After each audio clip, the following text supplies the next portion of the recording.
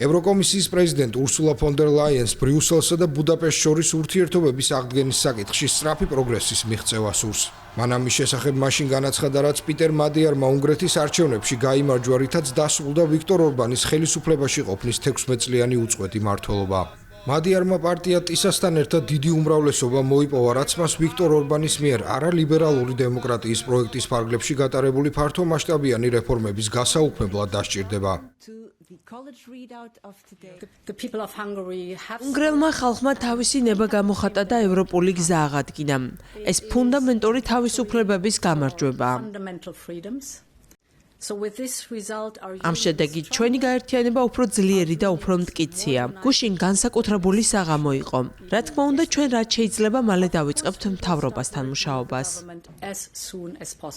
ბრიუსელსა და ბუდაპეშტს შორის კონტაქტი სავარაუდოდ მაშინვე შედგება, რაც მადიარი ოფიციალურად შეუდგება თავისი უფლებამოსილების შესრულებას.